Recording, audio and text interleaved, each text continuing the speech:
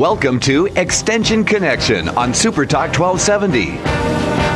Thoughtful information and discussion with experts from both Burleigh and Morton County Extension Service offices. Extension Connection provides advice on family nutrition, issues in agriculture, lawn and garden, community leadership, homeowner concerns, and so much more. Live from the Super Talk 1270 studio, this is Extension Connection.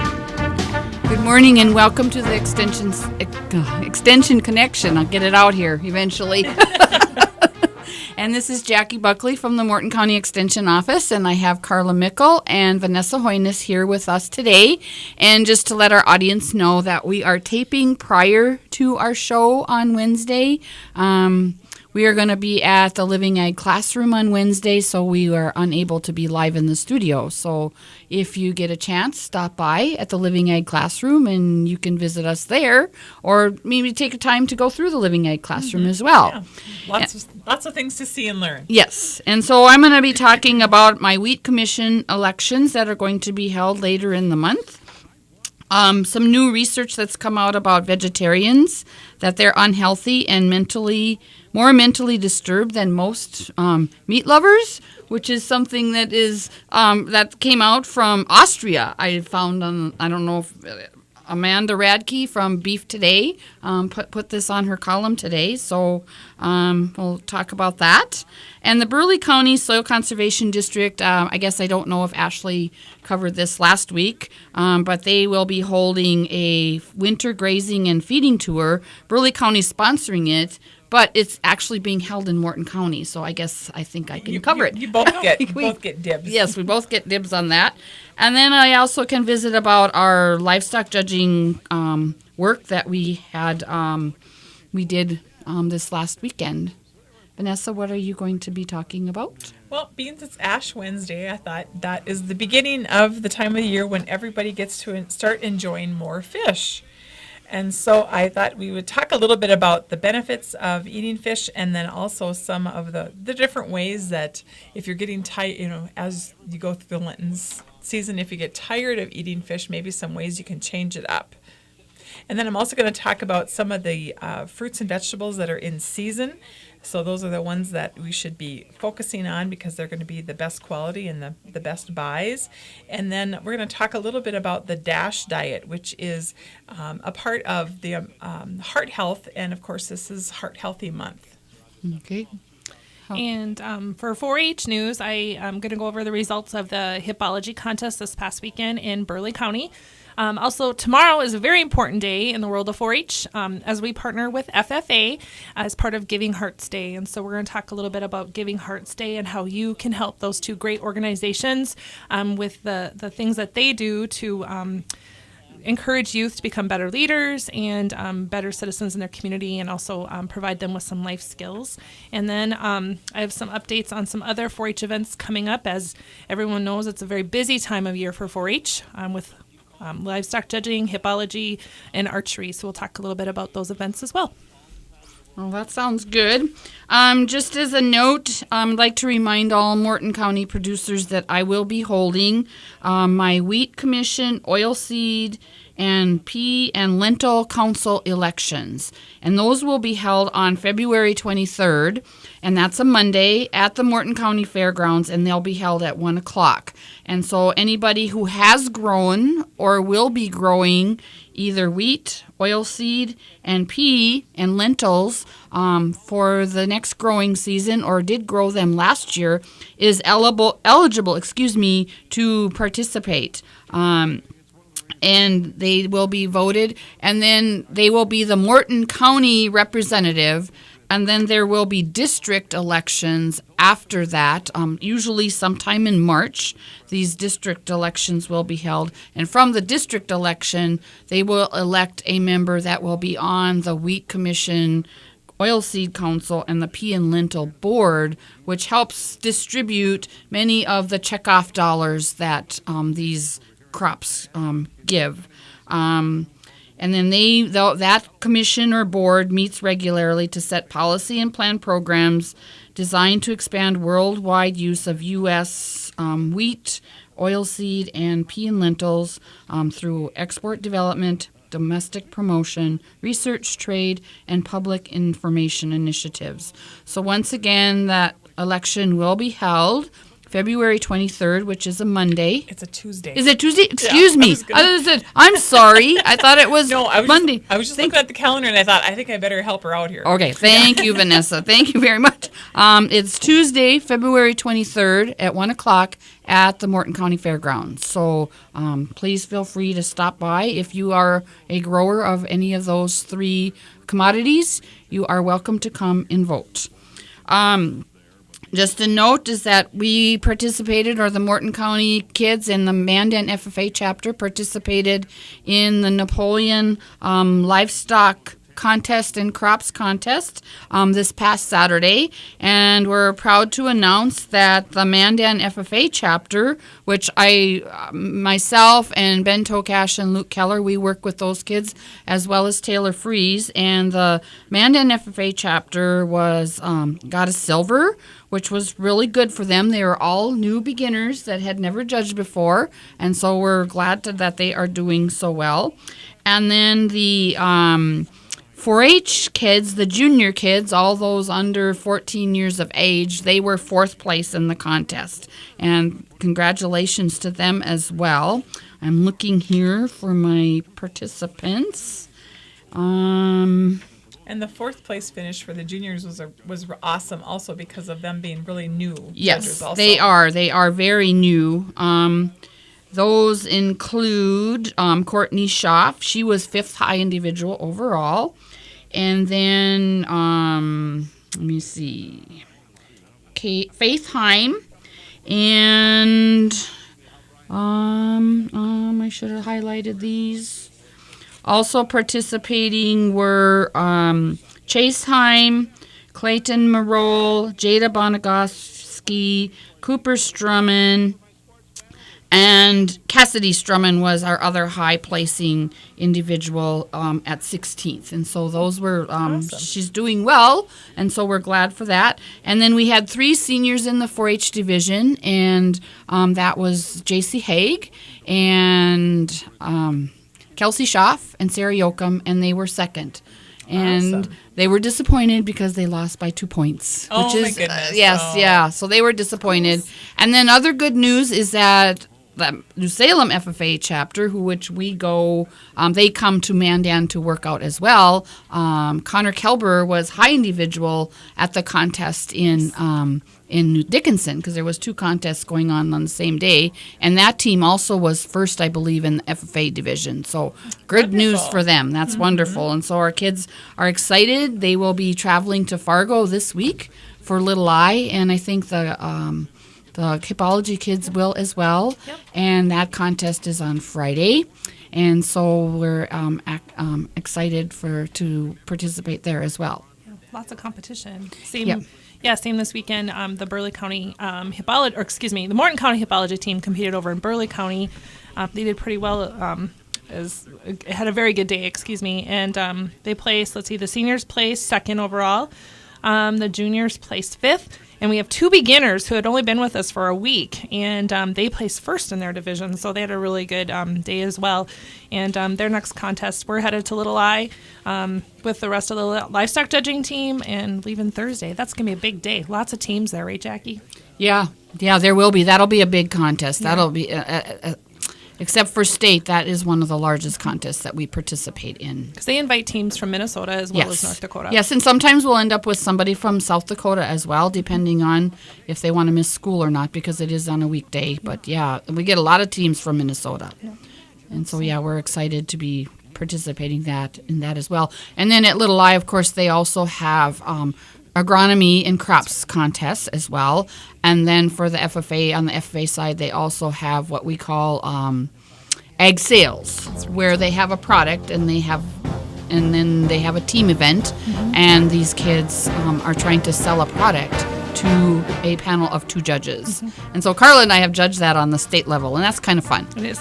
There's actually someone who's a 4-H member, and he is doing egg sales now for out in New Salem. And I was talking to his mom, and I'm like, he'll be a really good salesman, little Justin Johnson. Yep. So he'll be a great salesperson. Yes.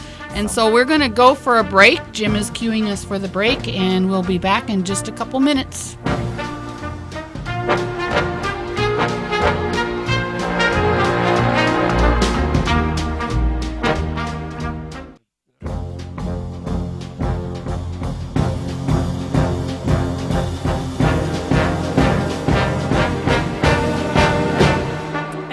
With the Extension Connection. This is the Morton County Extension Office, and I have Jackie, Carla, and myself, Vanessa, here today.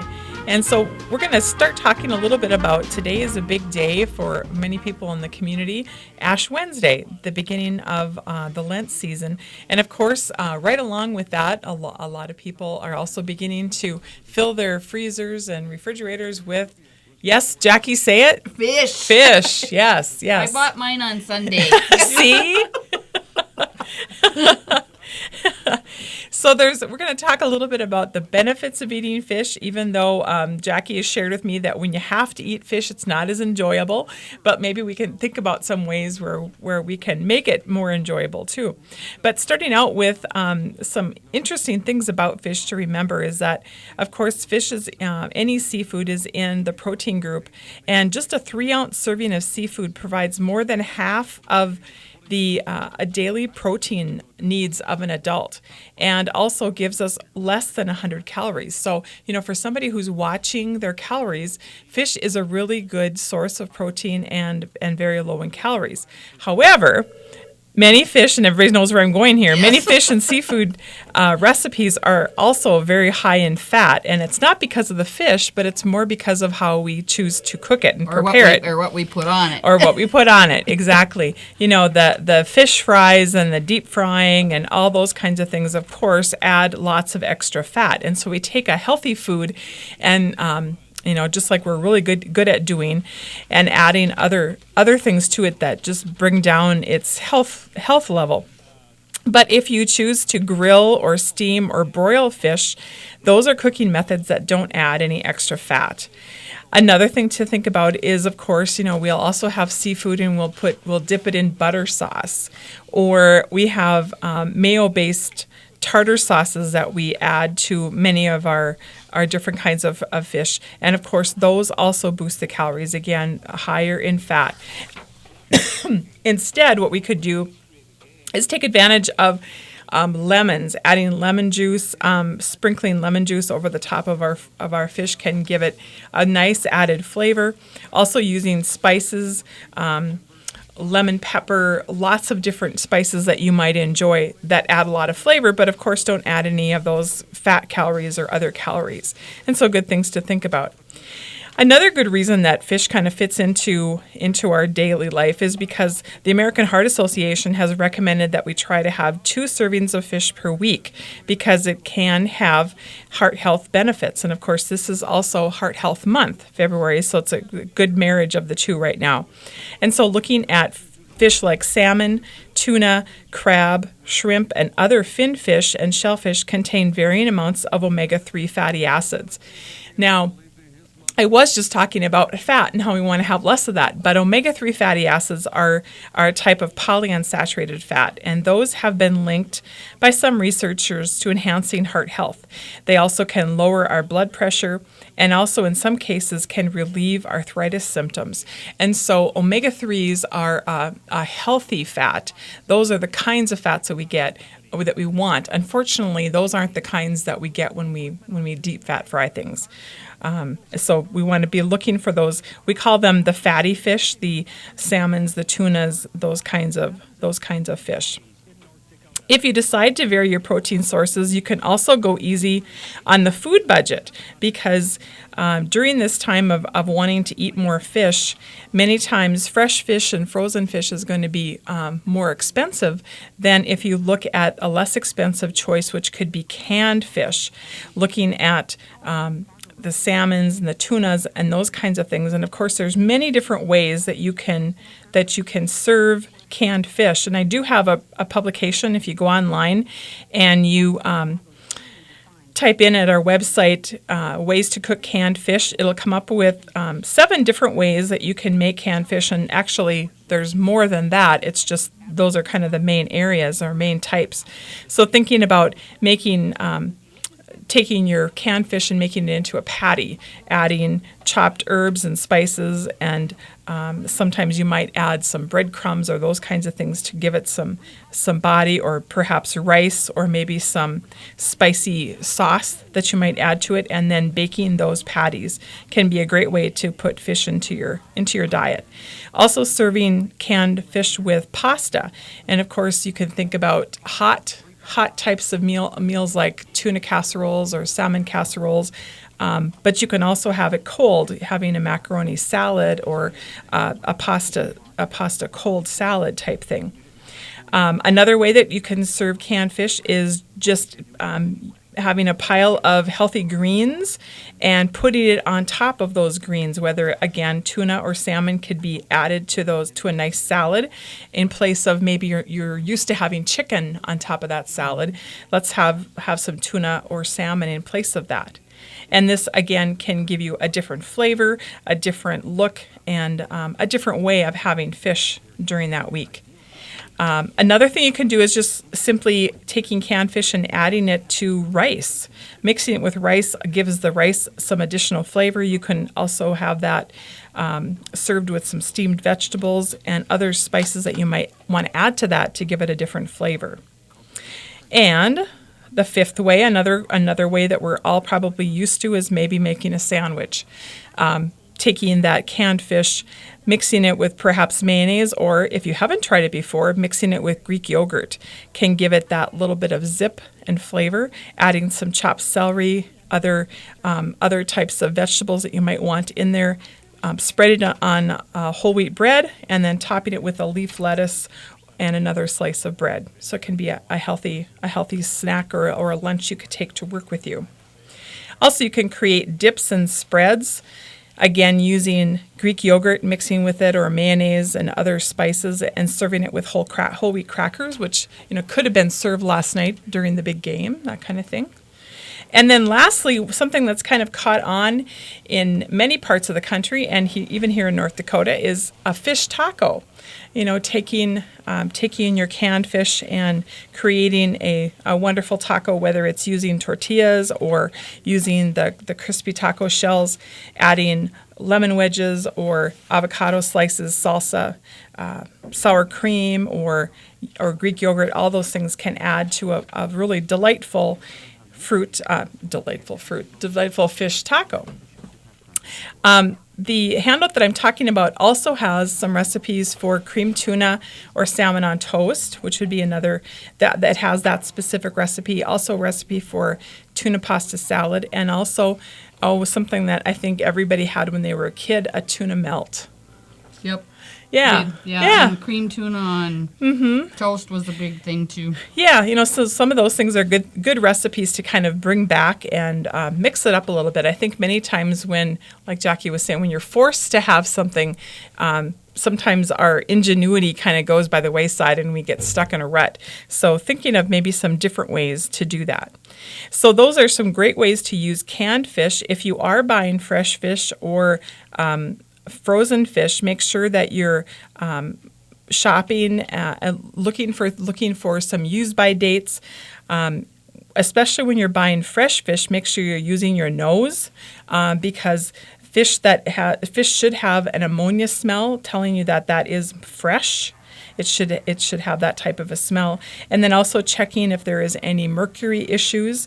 If you're using fish that you have caught yourself, or if you're buying fish, check to make sure that isn't an issue, especially if you are pregnant, nursing, or thinking about becoming pregnant. And then when we're preparing fish, we always want to make sure we cook to an internal temperature of 145 degrees or until it flakes with a fork. And if you have cooked fish, you know what I mean by flakes with a fork. It comes apart really easily. It doesn't maintain that connectivity once it's been cooked thoroughly.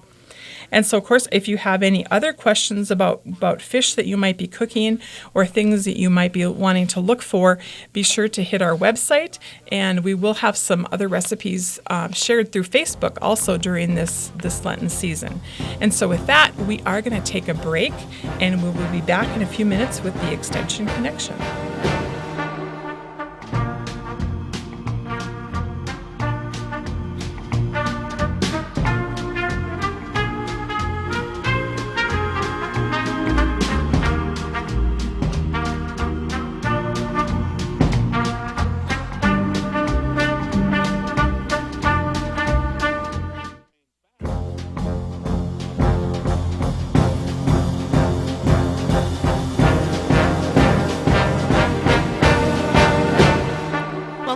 The Extension Connection. This is Carla with some 4-H news, and I'm joined today by Jackie and Vanessa from the Morton County Extension Office, and just a little bit about a very important event going on tomorrow, and that is 4-H is involved with the Giving Hearts Day program through impactgiveback.org. And this year, Giving Hearts Day is tomorrow, February 11th. The North Dakota 4-H Foundation is participating in the 2016 Giving Hearts Day.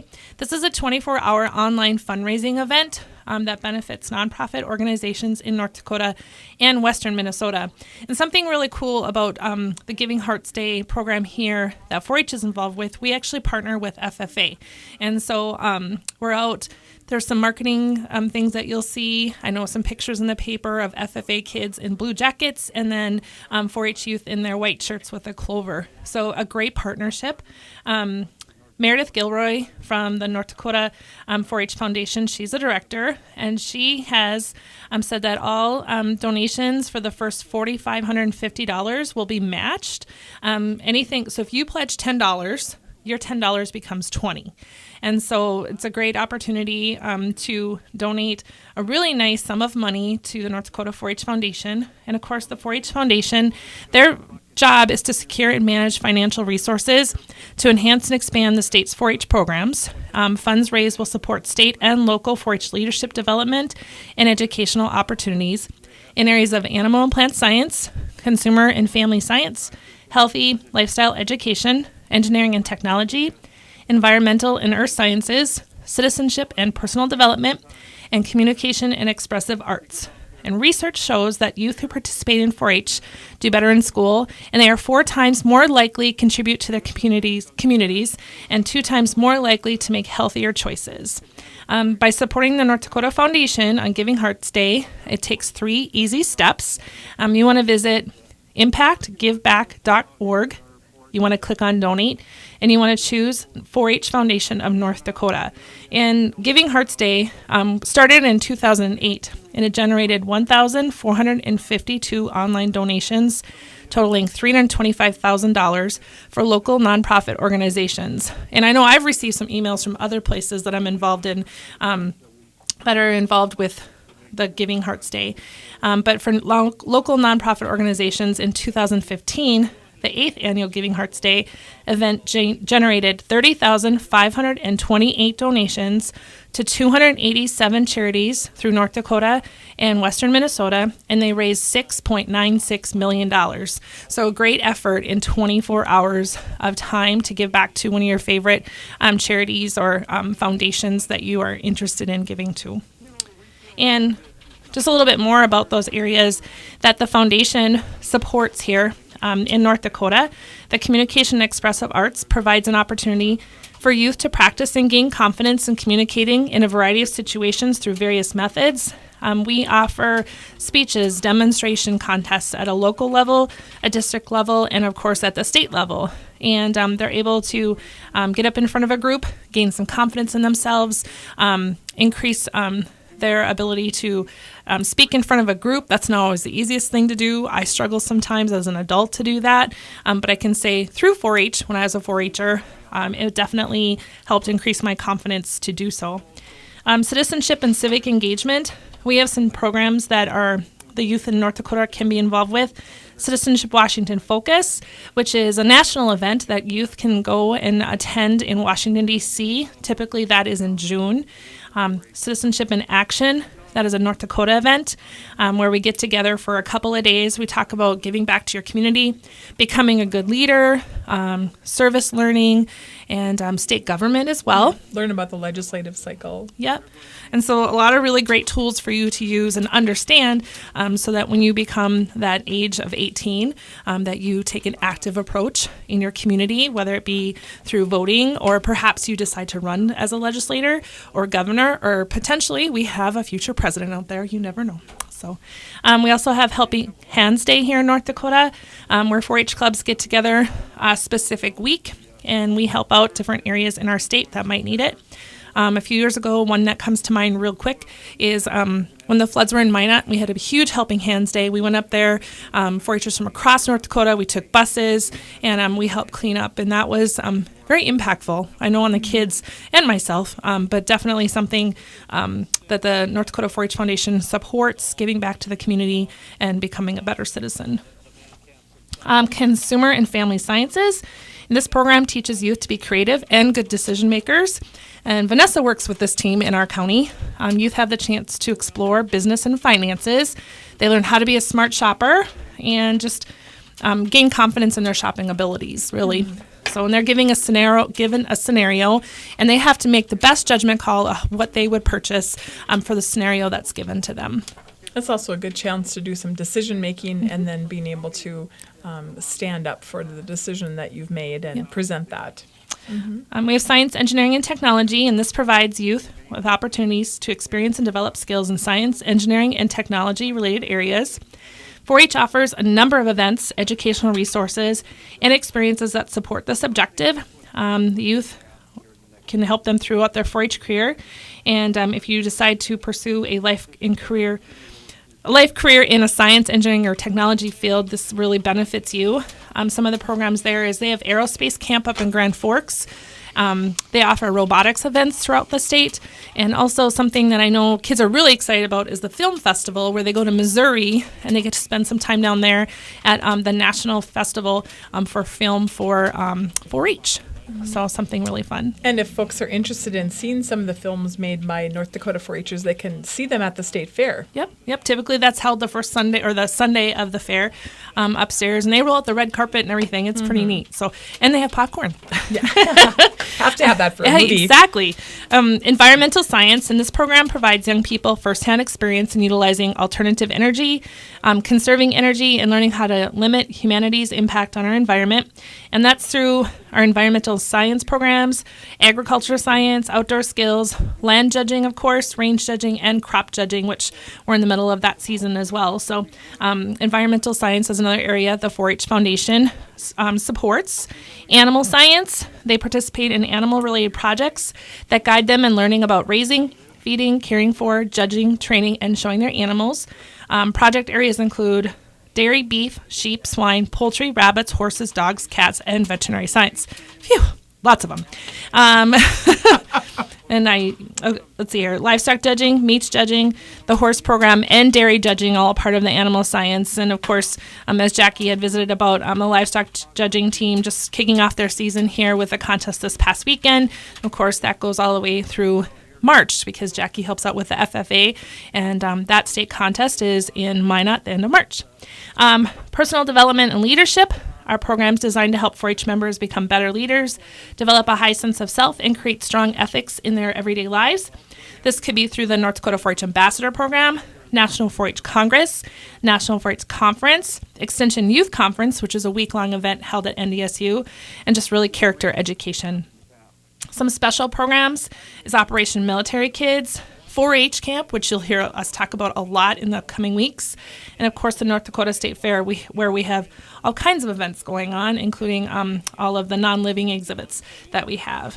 And of course, the 4-H Foundation is a really great supporter of our North Dakota 4-H volunteers.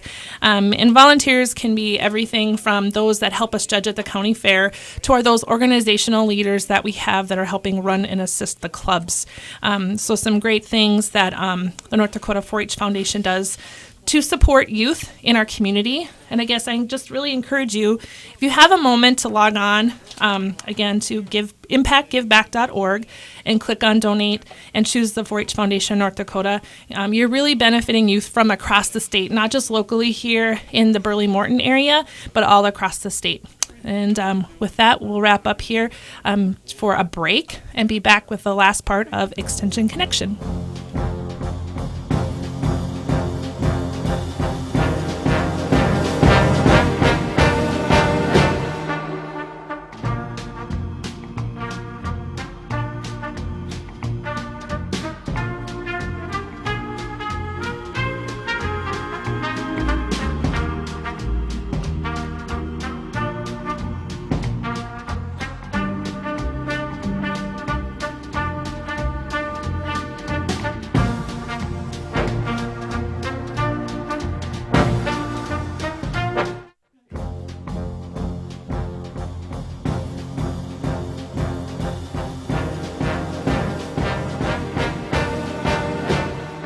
Welcome back to the Extension Connection. Again, this is Carla with a few 4-H updates here from Morton County.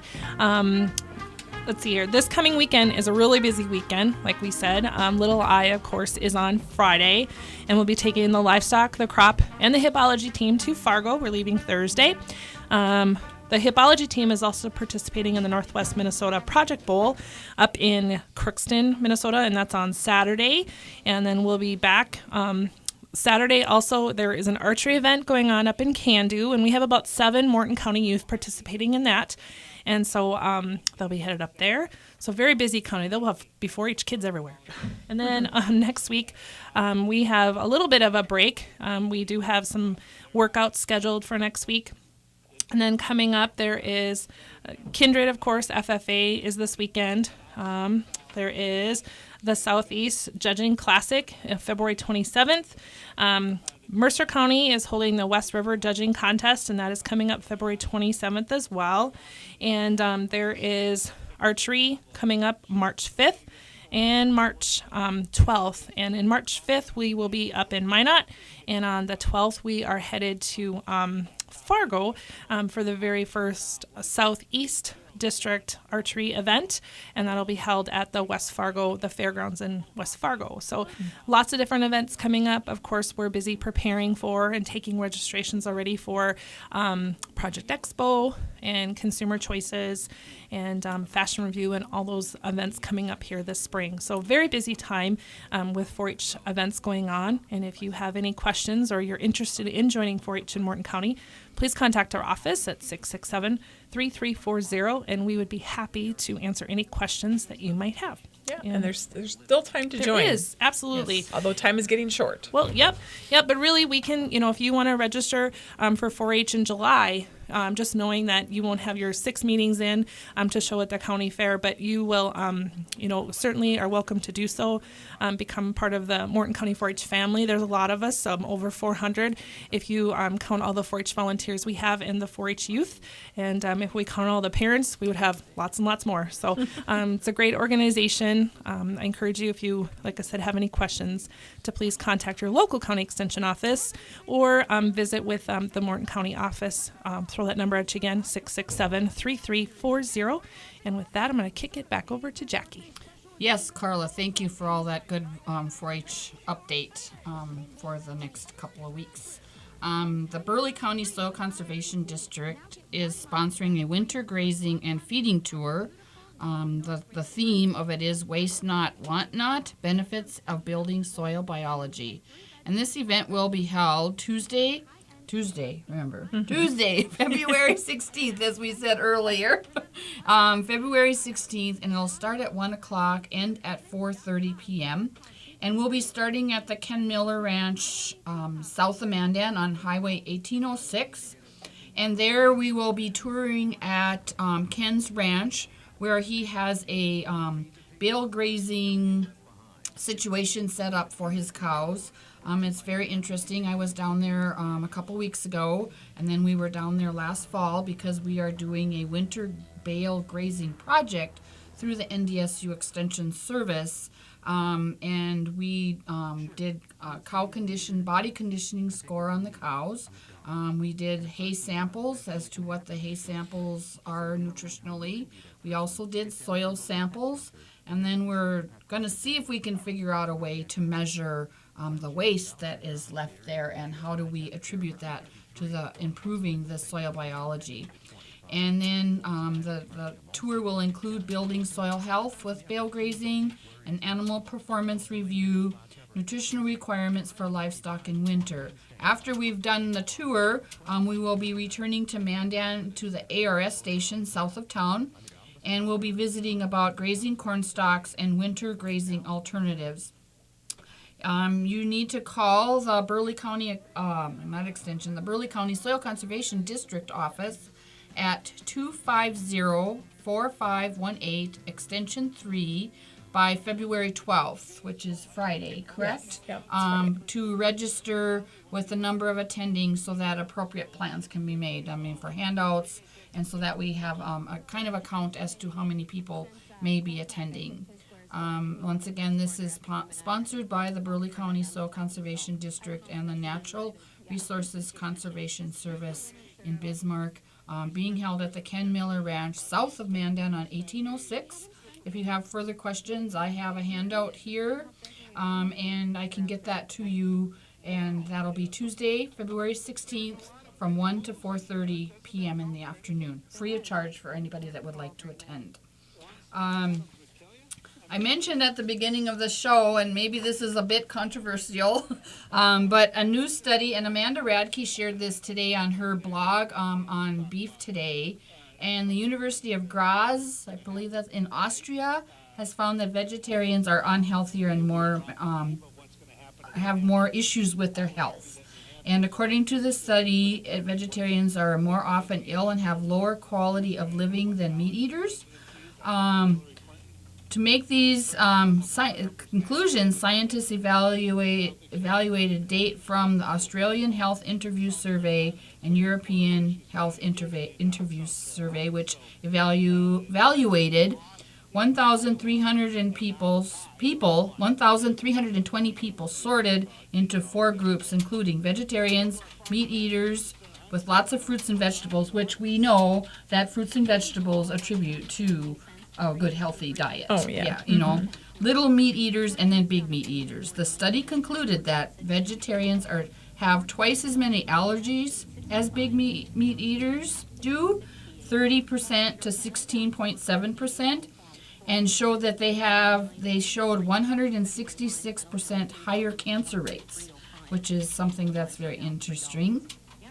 Moreover, the scientists found that vegans had a 150% higher rate of heart attacks than big meat eaters. Vegetarians were hit harder in 14 of the 18 illnesses that they surveyed, which included asthma, diabetes, migraines, and osteoporosis. According to the article, and the analysis of the University of Graz found that vegetarians were also twice as likely to suffer from anxiety or depressions than big meat eaters. And that result was confirmed by the University of Hildesheim, which I assume is in Germany, the way it sounds, which found that vegetarians suffered significantly more from depressions, anxiety, psychosomatic complaints, and eating disorders. And so there's more on Amanda's blog that you can read about the study. And so that's kind of an interesting tidbit that might be a little bit controversial. And so you can think about that as well. Well, it's a beginning. It was a small study, so Yes. I think that's that part of it too. It's to have them consider, but interesting. Yes. The landscape, and another thing is that they found is that the landscape of the overall beef sector is evolving. That's evident by increased investments of large corporations like JBS and Purdue in many specialty sectors of the beef industry, such as all-natural, organic, grass-fed, non-GMO, and grain-fed beef. The statistics are backing up these changes, showing that grass-fed beef alone now makes up 7% of the beef sales, boasting an increase in annual sales rate from less than $5 million in 1998 to more than $2.5 billion in 2013. So the grass-fed thing is real, I guess I'll say. If the grass-fed sector continues with its current annual growth rate of 25 to 30%, the livestock industry consultant Alan Williams believes that this once niche market could potentially make up to nearly 30% of all the beef produced within the next 10 years. And you're talking about Kenny Miller previously, and that's how he markets his beef. He markets totally by grass-fed, and so that's something that is very interesting. There is a series of webinars, and I don't know if you've talked about these, Vanessa. These No, we haven't talked about the radio. Webinars, and I'll just quickly mention those, that they're Field to Fork Wednesday weekly webinars. They start February 24th, and they're from 2 to 3 p.m. through April 27th. So they're a weekly series on through with Field to Fork, and so taking your food completely to fork. Some of the examples that are using high tunnels, 10 steps to a fantastic garden, introduction to square foot gardening, how to grow berries, manure greenhouses and food safety, small businesses can avoid being best kept secret, safe food handling during processing and selling local foods, facts and myths about food preservation. And so that's just a few of the topics because we're running short on time here. And so if you're interested in that, please feel free to call our office at 667-3340 and we can get you that information, because you can do that in the comfort of your own home. That's right. And do these webinars. And so that's about all we have for today. And like I said, if you have time this afternoon, please feel free to drop by the Living Ag Classroom, as we'll all be there working with the 4th grade students in the community. And enjoy that fish. Yes.